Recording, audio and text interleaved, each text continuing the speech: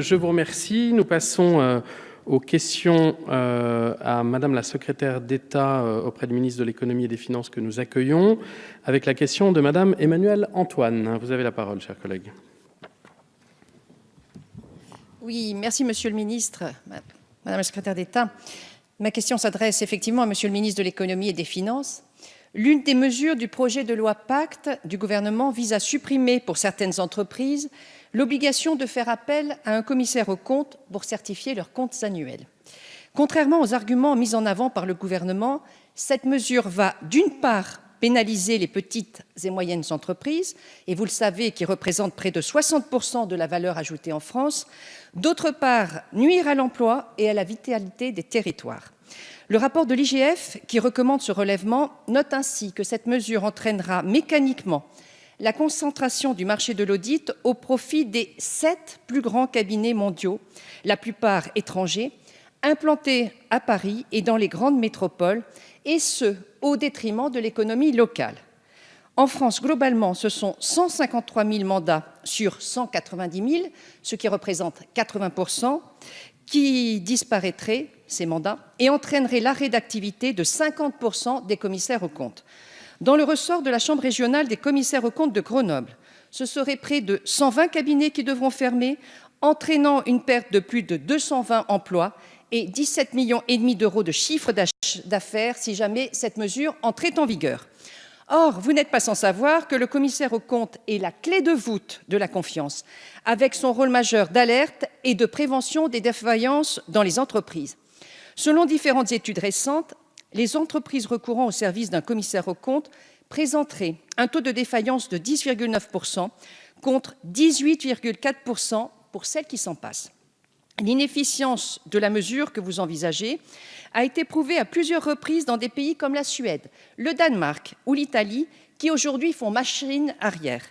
Ainsi, Madame, en l'état, pourquoi ne pas reconsidérer la question des seuils obligatoires de contrôle légal des entreprises et envisager de manière mieux concertée avec la profession des aménagements qui soient acceptables et profitables aux ambitions du projet de loi Pacte? Merci, Madame la députée. Madame la ministre, vous avez la parole. Merci, Monsieur le Président, Mesdames et Messieurs les députés. Madame la députée, dans le cadre du plan d'action pour la croissance et la transformation des entreprises, le plan Pacte, le gouvernement souhaite en effet alléger les obligations pesant sur les petites entreprises afin de faciliter leur développement. Et dans ce cadre, nous envisageons en effet de relever les seuils de certification légale des comptes par un commissaire aux comptes au niveau prévu par le droit européen, c'est-à-dire 8 millions d'euros de chiffre d'affaires, 4 millions d'euros de bilan et 50 salariés. Une analyse conduite par l'Inspection générale des finances a conclu que la pertinence de seuils d'audit légal plus faibles que ceux fixés par le droit européen n'est pas établie. Notre démarche est conforme à l'objectif de ce gouvernement d'éliminer les surtranspositions du droit européen dans notre droit national. Elle est également pleinement cohérente avec les orientations visant à établir un nouveau contrat avec les entreprises fondé sur la restauration de liens de confiance mutuels entre l'État et les acteurs économiques. Je reconnais toutefois que le relèvement des seuils d'audit constitue un défi pour la profession de commissaire aux comptes, impliquant une évolution de son activité. Afin d'étudier de manière précise les conséquences de cette réforme et d'envisager les mesures d'accompagnement nécessaires, le ministre Bruno Le Maire a sollicité, conjointement avec Nicole Belloubet, ministre de la Justice, garde des Sceaux, l'appui d'une mission présidée par Patrick de Cambourg, président de l'Autorité des normes comptables, sur l'avenir de la profession.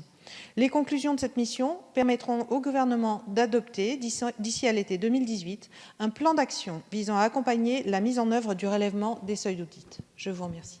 Merci, Madame la ministre. Très bien, Madame la députée, vous souhaitiez intervenir Oui, je vous remercie, Monsieur le Président. La simplification des mesures qui concernent les entreprises, on la veut tous. Mais ce que vous envisagez ne va pas dans le bon sens. Parce que derrière, on va avoir des dégâts qui sont terribles. Et vous le savez bien, les commissaires aux comptes, de par leur intervention, eh bien derrière, c'est une certification pour nos entreprises. Derrière, c'est de la transparence, il ne faut pas l'oublier. Et il va y avoir des dégâts qui seront majeurs sur le plan social et sur le plan humain, qu'il faudra véritablement prendre en considération.